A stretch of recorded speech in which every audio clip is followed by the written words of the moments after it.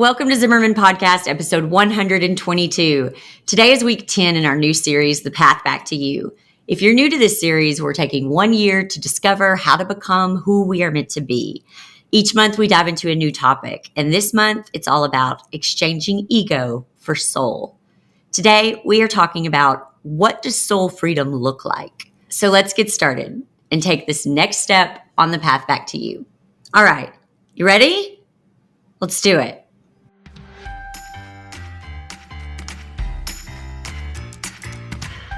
I'm Jessica Zimmerman, and this is Zimmerman Podcast. I'm a serial entrepreneur, mom to 3, and professional oversharer who has spent a decade building my business and helping others do the same. From wedding floral design to business education, features in Martha Stewart Weddings and Forbes magazine, and even writing and publishing my best-selling memoir, Sleeping with a Stranger, my business has kept growing, evolving, and changing year after year, just like me. Because the best thing about building a strong business is the freedom it gives me to live a full life. And that's what Zimmerman Podcast is all about, sharing real, transparent, in-the-moment reflections about how to live a life, build a business, and lead a family through the good, the hard, and the messy. That's what we're doing each week, right here on Zimmerman Podcast. Welcome to the show.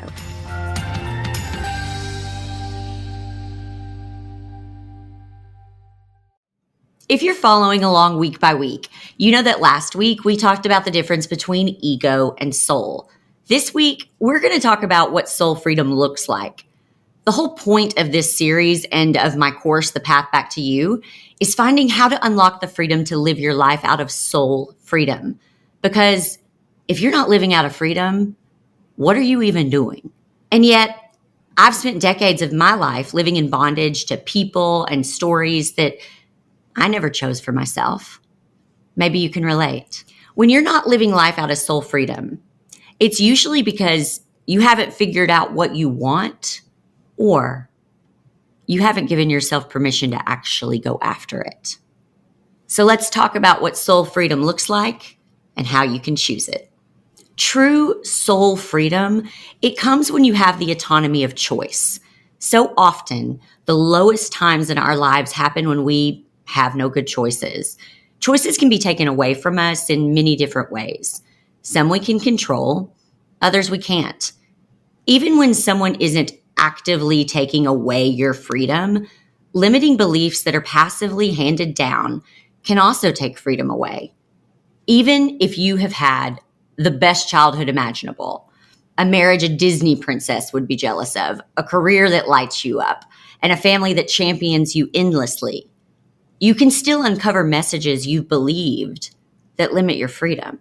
Let me give you an example. I remember driving to college for the very first time. My windows were down and Wide Open Spaces was blasting through my speakers. It wasn't a far drive from Conway to the University of Arkansas, but each mile melted away the weight of expectation, suffocation, and limitation. I have wonderful parents, but I don't know many college kids who didn't feel the same way. By the time you're a freshman in college, you're usually more than ready to be on your own. That's the feeling that all of us chase when seeking soul freedom later in our lives. Somehow, between that first taste of freedom and the responsibility of adulthood, we forget how to find that soul freedom, and we allow expectations and limitations to suffocate us again. What does that look like for you? For me, no one ever sat me down and said, hey, you have to graduate college and then move from your father's home into your husband's home. But that's what I saw in 99% of the families around me. So that's what I did.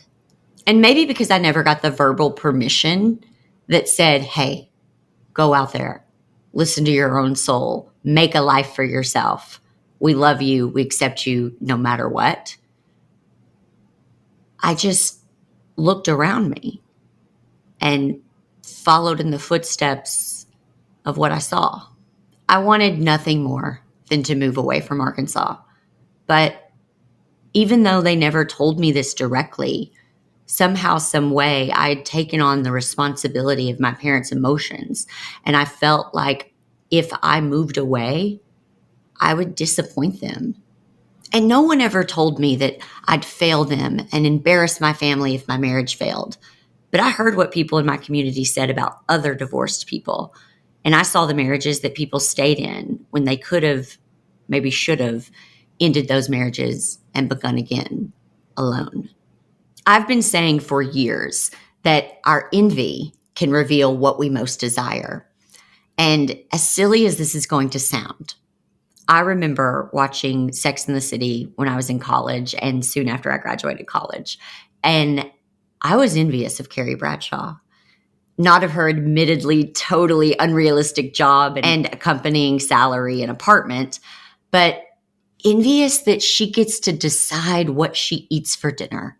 She gets to decide how she spends her time.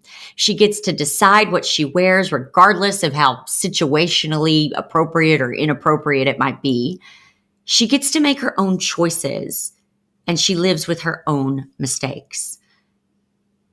When I clocked my envy for Carrie Bradshaw, I got curious about it. I sat with it without judgment. I realized it wasn't that I wanted to be a single woman in the city and wear tulle skirts. I wanted the freedom to choose spontaneously and each day. I craved that reminder that each day I got to choose. You wouldn't guess it, but it wasn't until I moved back to my hometown, freshly separated with my 3 kids into a much smaller home, that I truly captured that freedom. I wake up and feel limitless possibilities. I see cardinals flying around my backyard and I feel connected to my sister. I dance around my mid-century kitchen and feel the freedom I was looking for. It's not glamorous, but it is free. I'm not beholden to anyone except my kids' social schedules. I get to choose. Not everything is easy and fun, but I get to choose. And my soul, it feels free.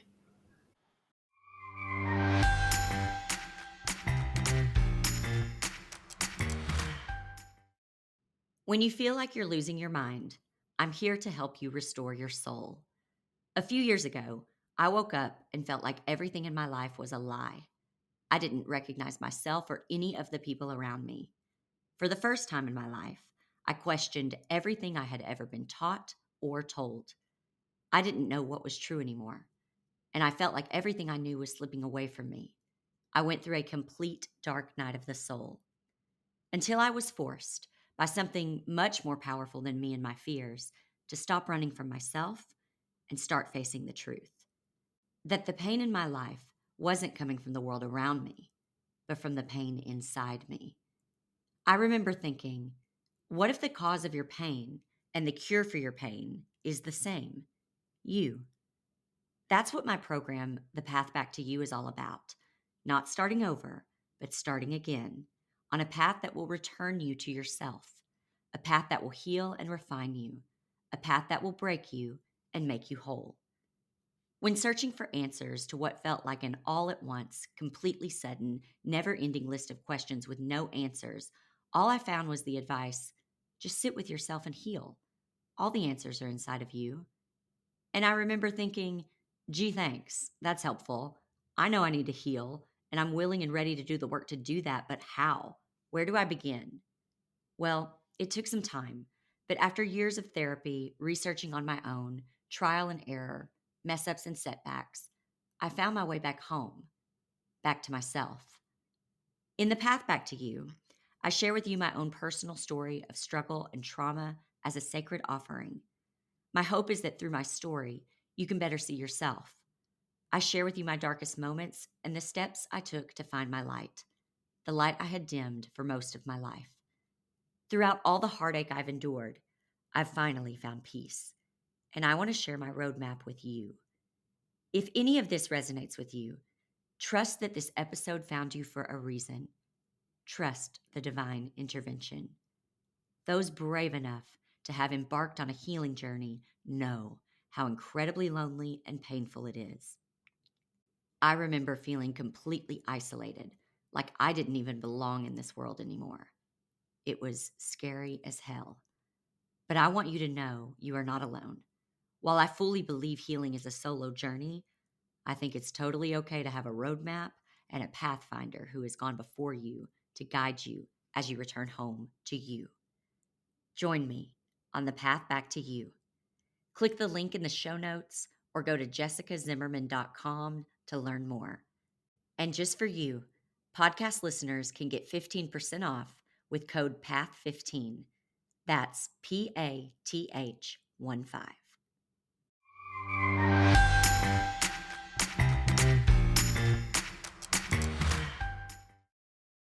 I don't have regrets, but I do want to share with others who grew up like me that the examples you see around you aren't the only options you have.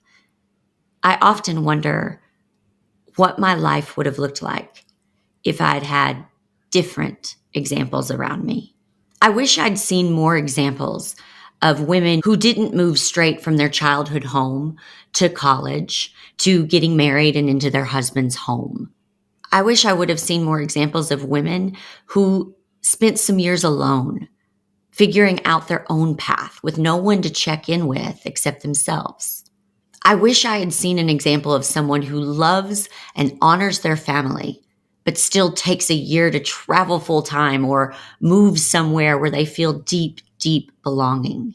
I wish I had seen an example that divorce doesn't have to be viewed as a failure. I wish someone had told me that you can have an incredibly successful marriage, a marriage that you are so proud of, but that still ends. And the relationship can morph into something new while still keeping love at the center. Too often, I think we assume that we're the only ones who feel trapped in a life devoid of freedom to choose. But I am here to tell you that that is not the case.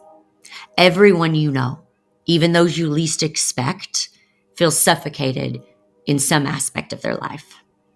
When I moved back to Conway, it seemed like word had gotten around that Brian and I had separated. Someone showed up, literally, on my doorstep, who I would never in a million years would have expected showing up. Someone who, from their posts on social media, seemed so perfectly happy, living their best life. But the reality was, she was financially, emotionally, and logistically trapped in her marriage. She needed someone to talk to, and I was that someone. When she couldn't share her true story with anyone, it was easy for her to believe that her reality was normal.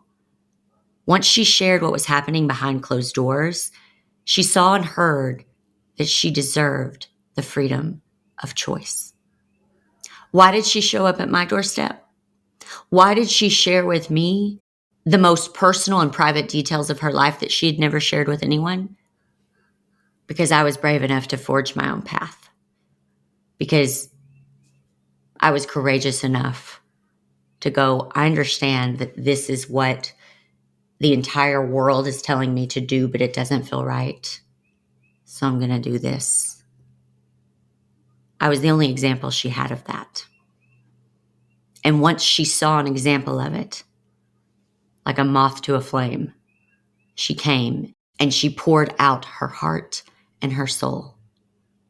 Now, I would never, ever share the details of this story. It's nobody's business.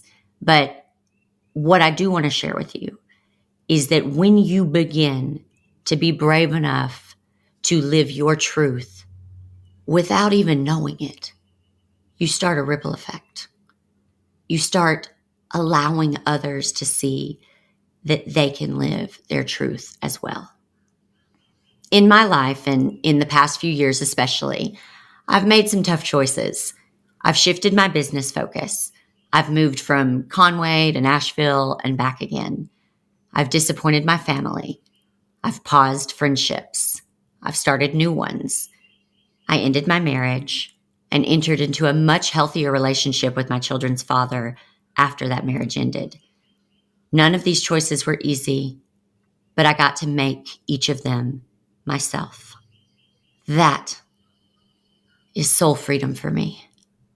Listening to the desires that are planted in my soul and going for it. Knowing that those desires were planted there by God, by the one who created me. Being brave enough to follow that rather than worrying what anyone else thinks about me. Choosing the life that I long for, even if there are painful consequences. I know I'm not a perfect mom, and I know that I will not always get it right the first time. But what I also know is that my children are watching me. They are learning from me. I am their biggest example. I don't want, not for one single second, for my children to think that they have to pursue a specific path in order for me to be proud of them or for them to be worthy of my love. I want them to know that they have the freedom to make all kinds of decisions. Not only that, they have my blessing. They are not responsible for my emotional well-being. I am the only person responsible for my emotional well-being. That's the example I want them to see, because they need to be responsible for their emotional well-being. And if that means making a decision that others might think would disappoint me, no. I don't want my kids to ever worry about disappointing me. That's not their job. Their job is not to never disappoint mom.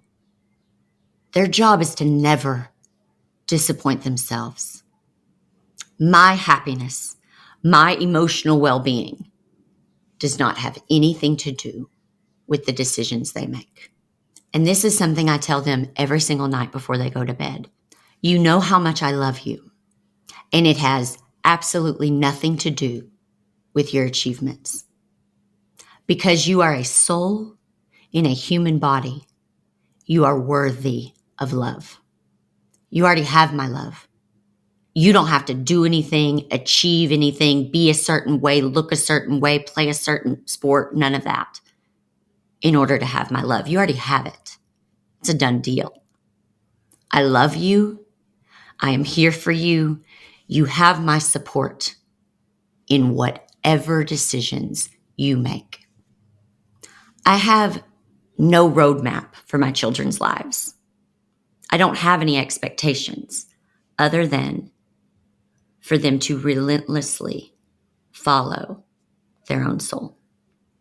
I hope my kids see me picking up the pen and writing my own story. And I hope that that example, above all else, shows them that they can do the same. If it's hard for you to even know where to start when it comes to choosing soul freedom, I want to help you. I want to invite you to join my life-changing program, The Path Back to You, to get the workbook that goes along with this chapter. I'll help you identify how to find your next steps towards freedom. Thank you so much for joining me today. I hope what you heard resonated with you and you can take it with you into your week. If you would like more resources for the journey or would like to join my program, The Path Back to You, go to jessicazimmerman.com to learn more. I'll see you right back here next week for our next leg of the journey.